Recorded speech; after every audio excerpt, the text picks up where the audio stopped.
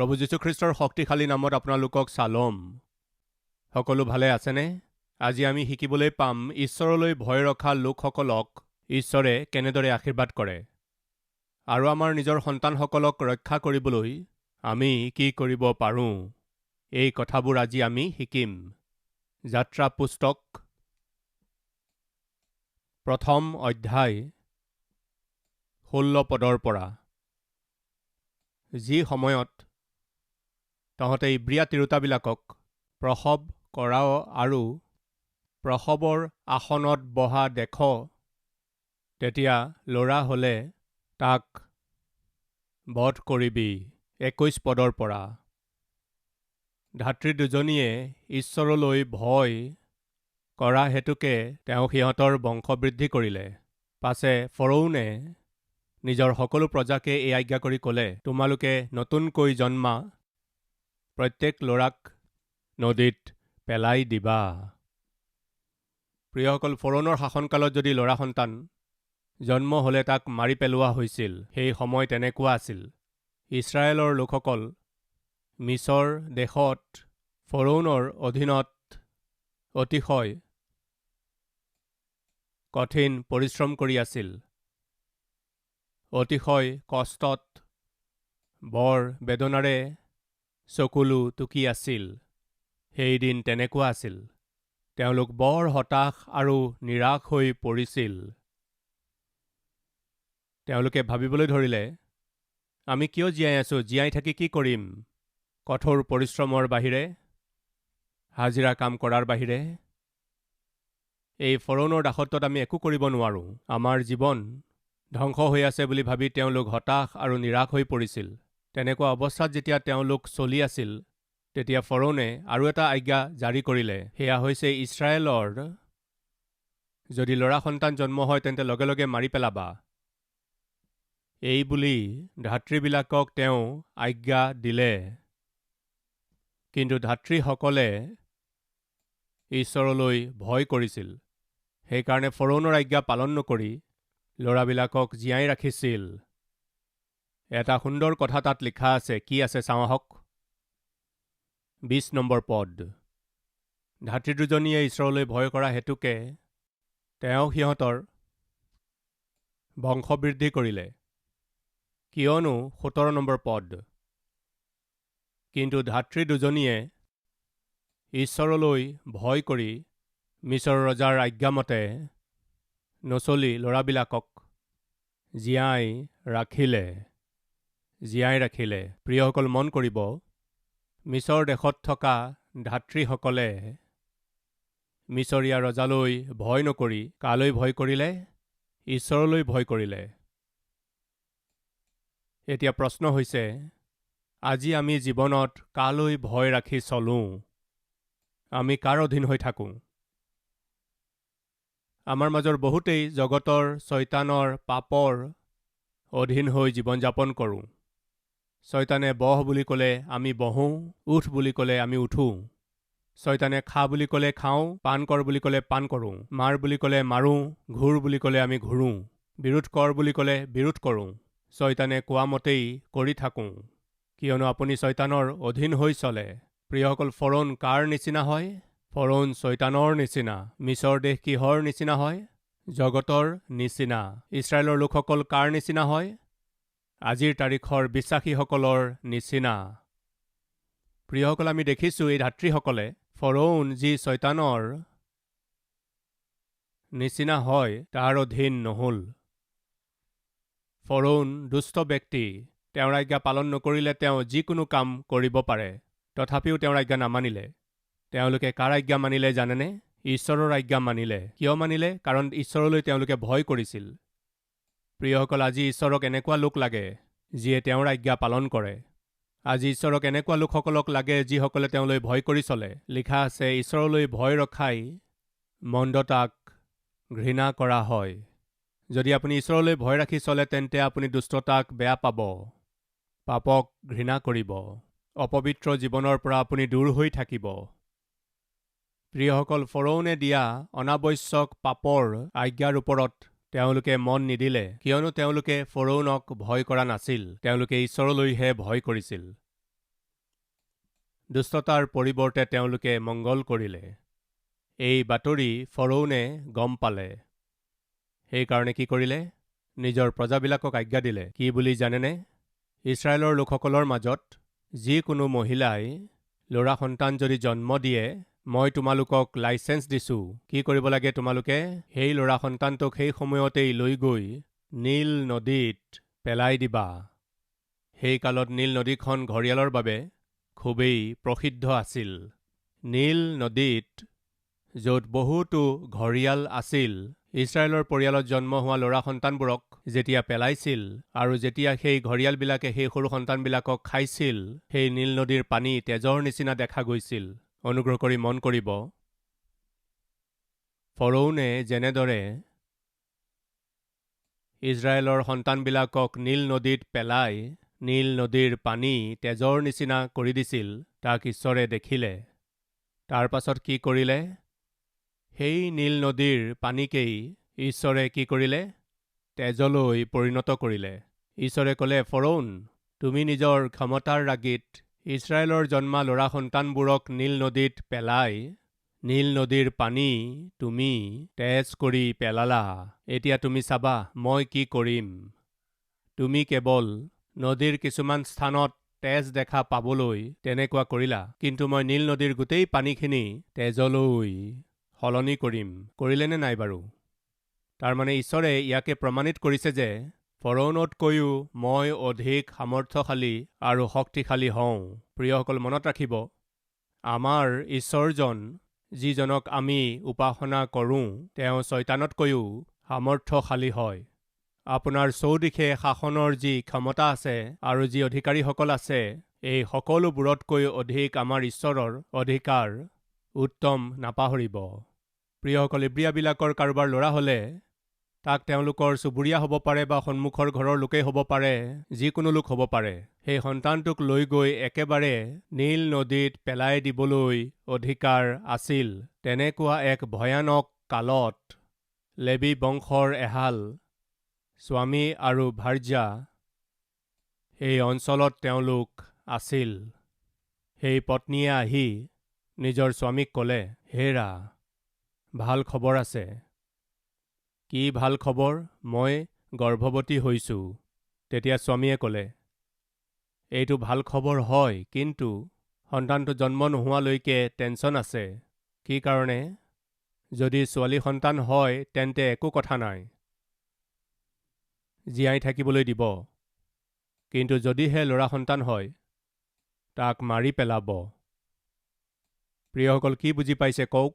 যিয়ে মিছৰত শাসন কৰি আছিল, সেই ফৰৌন শয়তানৰ সাদৃশ্য হয় বুলি মই কৈছিলোঁ নহয়।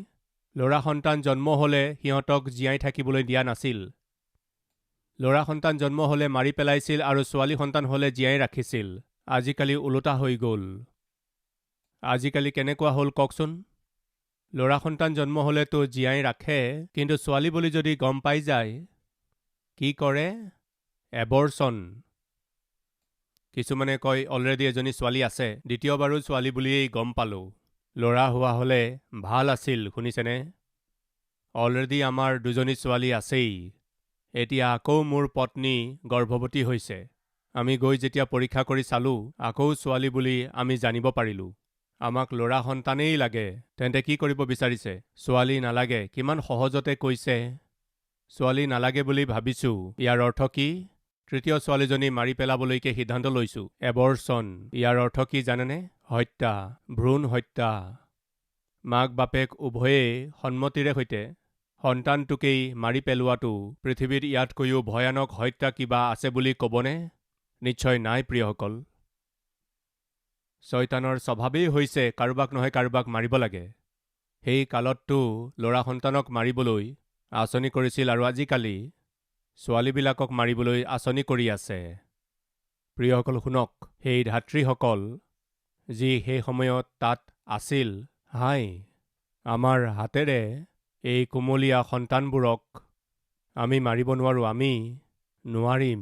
সেই ধাত্ৰীসকলে এটা সিদ্ধান্ত কৰিলে, সেই মাকৰ পৰা জন্ম হোৱা সন্তানটোক আমি কিয় মাৰিম? আমি নামাৰোঁ। তেওঁলোকে এইদৰে এটা ভাল সিদ্ধান্ত লওঁতে তেওঁলোকে কিয় এই ভাল সিদ্ধান্ত ল'লে? কালৈ ভয় কৰি তেওঁলোকে সিদ্ধান্ত কৰিলে কওকচোন? ঈশ্বৰলৈ ভয় ৰাখি। ফৰৌনে কৈছিল, মই লাইচেঞ্চ দি দিছোঁ।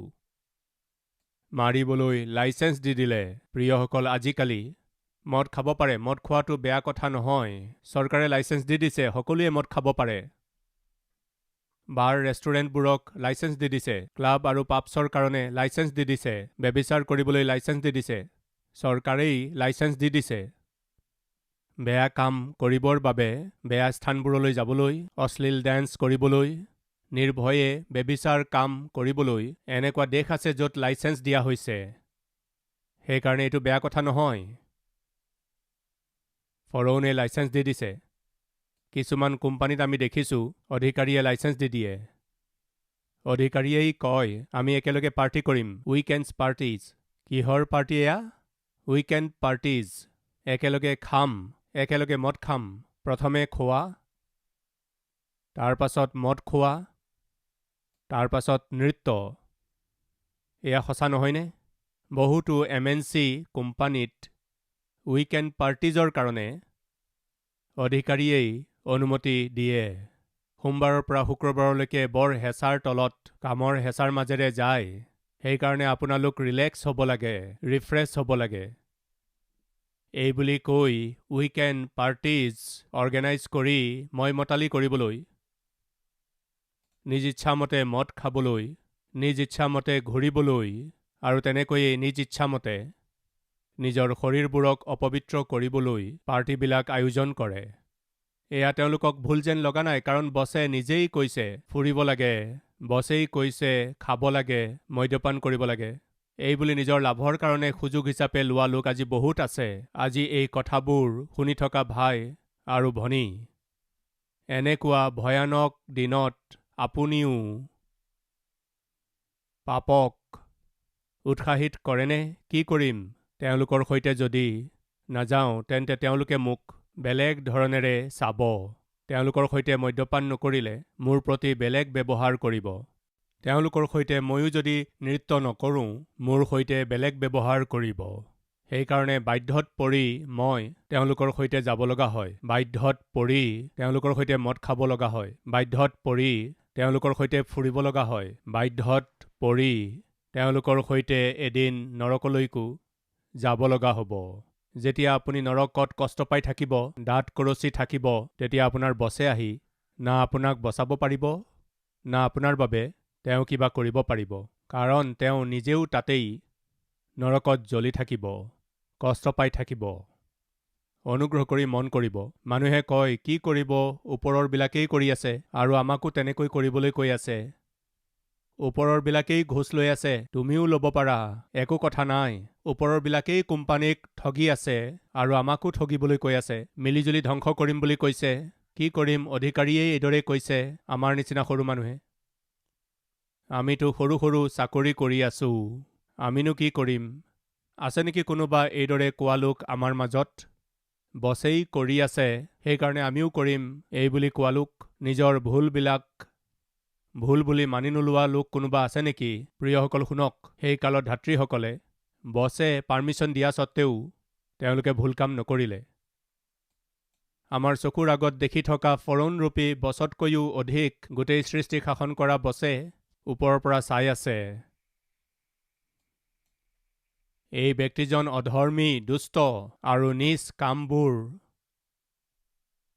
আৰু পাপৰ কৰ্মবোৰক উৎসাহিত কৰি আছে, কিন্তু ঈশ্বৰ পবিত্ৰ। সেইকাৰণে তেওঁৰ দৃষ্টিত আমি অপৰাধী বা দণ্ডনীয় লোক হ'ব নালাগে। এই বুলি সেই ধাত্ৰীসকলে ভাবিলে। সেইদিনা ধাত্ৰীসকলে ল'ৰা সন্তানবিলাকক মাৰিবলৈ অধিকাৰ দিয়া সত্ত্বেও তেওঁলোকে নামাৰিলে। কিয় জানেনে? তেওঁলোকে ভয় কৰিছিল। কালৈ ভয় কৰিছিল? তেওঁলোকে ঈশ্বৰলৈ ভয় কৰিছিল। সেইকাৰণে ঈশ্বৰে কি কৰিলে? সুন্দৰ কথা এটা আছে, চাওঁ আহক। পাছে ঈশ্বৰে সেই ধাত্ৰী দুজনীৰ মংগল কৰিলে। যিয়ে ঈশ্বৰলৈ ভয় কৰে তেওঁলোকৰ বাবে ঈশ্বৰে মংগল কৰে আৰু লোকবিলাকে বৃদ্ধি পাই অতিশয় বলৱন্ত হ'ল। ধাত্ৰী দুজনীয়ে ঈশ্বৰলৈ ভয় কৰা হেতুকে তেওঁ সিহঁতৰ বংশ বৃদ্ধি কৰিলে। প্ৰিয়সকল, নামাৰিব। ছোৱালী হৈছে, আকৌ ছোৱালী হৈছে। এবৰ্চন কৰাব লাগে। এইদৰে নাভাবিব। এই ধাত্ৰীসকলে ৰজাই অনুমতি দিয়া সত্ত্বেও সেই কুমলীয়া সন্তানবোৰক নামাৰিলে। আমি নামাৰোঁ। এইদৰে নামাৰি সেই সন্তানবিলাকক জীয়াই ৰখাৰ কাৰণে ঈশ্বৰে তেওঁলোকক আশীৰ্বাদ কৰিলে। পেৰেণ্টছ, নামাৰিব। সন্তানবোৰক নামাৰিব। আপুনি ঈশ্বৰৰ আজ্ঞা পালন কৰিলে আশীৰ্বাদ লাভ কৰিব। প্ৰিয়সকল, প্ৰায়েই মাক বাপেকে কয়, আজিকালি এটা সন্তান ডাঙৰ কৰাই টান হৈ পৰিছে। আকৌ যদি ছোৱালী সন্তান হয়, আমি পালিব নোৱাৰিম। আমাৰ ইতিমধ্যে 2জনী আছে, আৰু এজনী যদি হয় তেন্তে সিহঁতক পঢ়াব লাগিব, লিখাব লাগিব, ডাঙৰ দীঘল কৰিব লাগিব, সিহঁতক বিয়া দিব লাগিব। সেয়া বৰ খৰচী হ'ব। সেইকাৰণে আমাৰ দ্বাৰাই নহ'ব এই বুলি ভাবি সিহঁতক মাৰিবলৈ চেষ্টা নকৰিব। আপুনি ঈশ্বৰৰ আজ্ঞা যদি পালন কৰে তেন্তে ঈশ্বৰে আপোনাক বৃদ্ধি কৰি অতিশয় বলৱন্ত কৰিব আৰু আপোনাৰ বংশ বৃদ্ধি কৰিব, নাপাহৰিব। প্ৰিয়সকল, তেনেকুৱা এক ভয়ানক কালত, ভয়ানক বিপদজনক কালত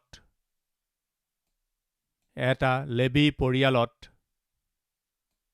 স্বামী স্ত্ৰীয়ে ভাবিছিল ছোৱালী হ'লে ভাল হ'ব, ছোৱালী হ'লেই ভাল হ'ব, এই বুলি এটা আশাৰে সৈতে তেওঁলোক জীয়াই আছিল। তেনেকৈ আপোনালোকৰ কিছুমানে ভাবে ল'ৰা হ'লেই ভাল হ'ব। প্ৰায়েই মানুহে মোৰ ওচৰলৈকো আহি কয়, যাতে ল'ৰা সন্তান হয় প্ৰাৰ্থনা কৰি দিয়ক। কিয়, ছোৱালী হ'লে কি বেয়া হ'ব?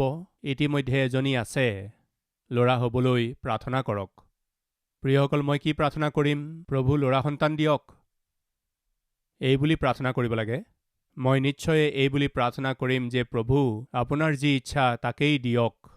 নহয় ব্ৰাদাৰ, ঈশ্বৰৰ ইচ্ছা অনুসৰি নহয়, আমাৰ ইচ্ছা অনুসৰি। কাৰ ইচ্ছা অনুসৰি? অনুগ্ৰহ কৰি মন কৰিব। অতি মহাজ্ঞানী ঈশ্বৰজনে আপোনাক দ্বিতীয় সন্তান যদি ছোৱালী দিয়ে, আনন্দেৰে গ্ৰহণ কৰক। কিয়নো ঈশ্বৰেহে জানে ল'ৰা দিলে কি কৰিব। সি কেনেকৈ আপোনাৰ বাবে বিপদ হৈ উঠিব, কেনেকৈ সি আপোনাক দুখ দিব। প্ৰিয়সকল, আপুনি কিমান জানে? সকলোবোৰ কথা জনা মোৰ প্ৰভু যীশুখ্ৰীষ্টহে হয়। সেই ঈশ্বৰে আপোনাক দ্বিতীয় ছোৱালী বা তৃতীয় ছোৱালী যদি দি আছে, আনন্দেৰে গ্ৰহণ কৰক, কিয়নো সেয়া ঈশ্বৰৰ পৰা উপহাৰ। মোৰ প্ৰভু যীশুখ্ৰীষ্টে কাকোকেই বোজা যেন লগা উপহাৰ কোনো পধ্যে নিদিয়ে। তেওঁ দিয়া উপহাৰ স্বৰূপে গ্ৰহণ কৰিলে কিমান যে ভাল হ'ব। সেই কালত এই বেচেৰা দম্পতী হালে ছোৱালী হ'লে ভাল হ'ব, ছোৱালী হ'লে ভাল হ'ব, ছোৱালী হ'লে ভাল হ'ব, এই বুলি ভাবি আছিল, কিন্তু ছোৱালী জন্ম নহ'ল। প্ৰিয়সকল, ল'ৰা হ'ল। সেই পত্নীও দুখত আছিল, সেই স্বামীও দুখত আছিল, কিয়নো অতি সোনকালে এই ল'ৰাটো মৰিবলগীয়া আছে। কোন মাক বাপেকেনো সকলো জানিও নিজৰ সেই সন্তানটো নিজ হাতেৰে লৈ গৈ আজি এই সন্তানটো আমাৰ হাতত আছে, আজি এই সন্তানটো আমাৰ কোলাত আছে, কিন্তু অতি সোনকালে নীল নদীত পেলাই দিয়া হ'ব। যিজনী মাকে নিজৰ সন্তানটিক কোলাত লৈ গাখীৰ খুৱাই আছিল, কিমান যে অধিক ব্যাকুল হৈ পৰিছিল, দুখত পৰিছিল, ভাবকচোন। প্ৰিয়সকল, সেই সংকটৰ কালত তেওঁলোকৰ প্ৰতি এনেকুৱা কিয় হ'ল? যেতিয়া বিপদে চানি ধৰি আছিল, তেনেকুৱা সময়ত ল'ৰা জন্ম হ'ব নালাগিছিল। ঈশ্বৰে কিয় এই পৰিয়ালটোত ল'ৰা সন্তানেই দিলে? কিয় প্ৰিয়সকল, ঈশ্বৰে সকলো জানি বুজিও এনেকুৱা সংকটৰ কালত তেওঁলোকক ল'ৰা সন্তান দিলে? প্ৰিয়সকল, ল'ৰা সন্তানটো দেখিবলৈ বৰ সুন্দৰ আছিল, সি বৰ আকৰ্ষণীয় আছিল, সেই সন্তানটো বৰ বিশেষ আছিল, এই বুলি তাৰ মাক বাপেকে জানিলে। তেওঁলোকে যেতিয়ালৈকে পাৰিলে তেতিয়ালৈকে সন্তানটিক লালন পালন তেওঁলোকে কৰিলে। বৰ সাৱধানতাৰে আৰু সুৰক্ষাৰে সৈতে তাক তেওঁলোকে ৰক্ষা কৰিলে। বিপদ আনিব পৰা লোকসকলক অকণো সুযোগ নিদিয়াকৈ সেই ল'ৰা সন্তানটোক লালন পালন কৰিলে, আৰু যেতিয়া লুকুৱাব নোৱাৰা হ'ল, ঈশ্বৰৰ আগত প্ৰাৰ্থনা কৰিলে, পিতৃ, এতিয়া আমি আৰু নোৱাৰিম। এই সন্তানটো আপুনি আমাক কিয় দিলে আমি নাজানো, কিন্তু এই সন্তানটিক এতিয়া লুকুৱাই লালন পালন কৰাটো আমাৰ দ্বাৰাই নহ'ব।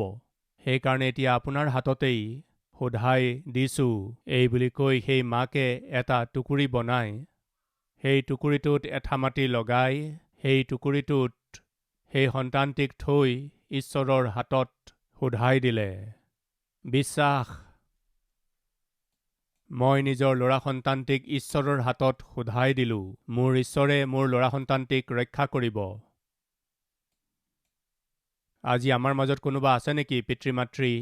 এতিয়া মোৰ ছোৱালীজনীক মই লালন পালন কৰিব নোৱাৰা হৈছোঁ। মোৰ ল'ৰাটোক লালন পালন আৰু মই কৰিব নোৱাৰা হৈছোঁ। এতিয়া মোৰ ল'ৰা ছোৱালীহাল ডাঙৰ হ'ল, কলেজলৈ গৈ আছে। যিদৰে চৰায়ে পাখি গজাৰ পাছত নিজৰ সজা এৰি উৰি যায়, তেনেকৈয়ে মোৰ সন্তানো ঘৰৰ বাহিৰত আছে। মই আৰু নোৱাৰা হৈছোঁ মোৰ সন্তানক লালন পালন কৰিবলৈ। এতিয়া আৰু মই নোৱাৰা হৈছোঁ।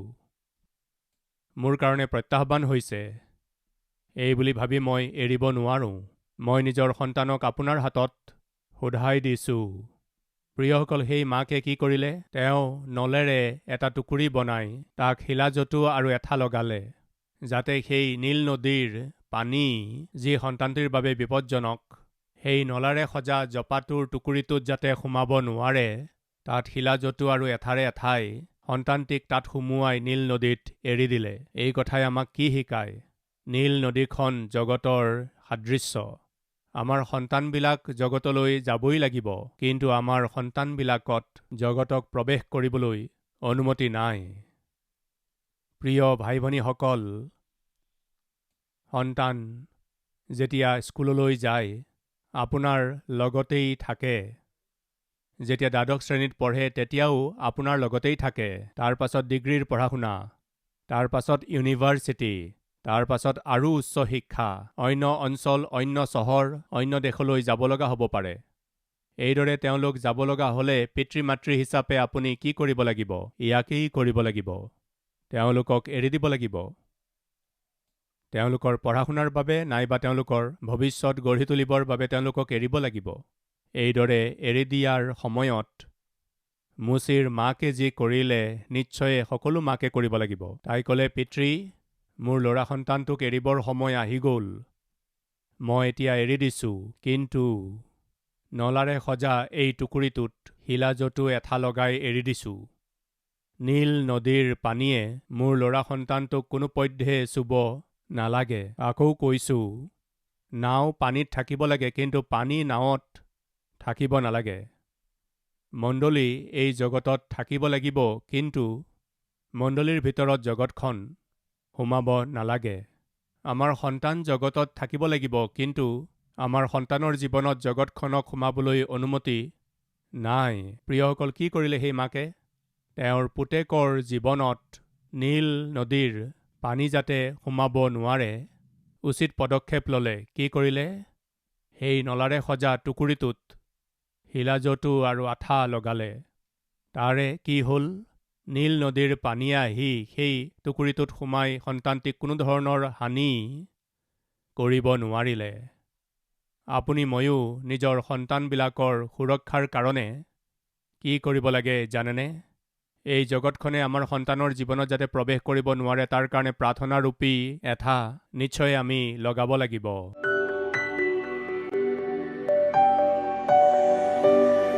মহান পবিত্ৰ প্ৰেমময় স্বৰ্গত থকা আমাৰ পিতৃ ঈশ্বৰ, স্বৰ্গৰ সিংহাসনখন এৰি থৈ আমাৰ মাজলৈ অহাৰ কাৰণে আপোনাক ধন্যবাদ, স্তুতি আৰু প্ৰশংসা কৰোঁ। পিতৃ, আমি প্ৰাৰ্থনা কৰোঁ, আপোনাৰ চৰণত নিবেদন কৰোঁ, অনুগ্ৰহ কৰি আমাৰ হৃদয়ৰ ভয়ক দূৰ কৰক পিতৃ। আমাৰ জীৱনৰ দুখক দূৰ কৰক পিতৃ। আমাক খেদি ফুৰা শয়তানক আমাৰ পৰা দূৰ কৰক। আমাৰ চাৰিওফালে বেৰি থকা বিপদ, সংকট আৰু সমস্যাৰ পৰা মুক্ত কৰক পিতৃ। আমি যালৈ ভয় কৰি আছোঁ, তাক আমাৰ পৰা দূৰ কৰক। যি আহি আমাৰ ওপৰত পৰিব বুলি ভাবিছোঁ, সেয়া যাতে আমাৰ জীৱনৰ ওচৰলৈকে আহিব নোৱাৰে, তেনে কৰক। আজি প্ৰাৰ্থনা কৰি থকা প্ৰতিজনৰ ওপৰত, চকুলো টুকি থকা প্ৰতিজনৰ ওপৰত কৃপা কৰক পিতৃ। দয়া কৰক পিতৃ। এওঁলোকৰ চকুপানীবোৰ মুচি দিয়ক, এওঁলোকৰ কষ্টবোৰ দূৰ কৰক। যীশুৰ নামত আমি যিবোৰ খুজিলোঁ, সেই সকলো আমি পালোঁ বুলি বিশ্বাস কৰি ধন্যবাদেৰে এই প্ৰাৰ্থনা জনাইছোঁ পিতৃ। আমেন।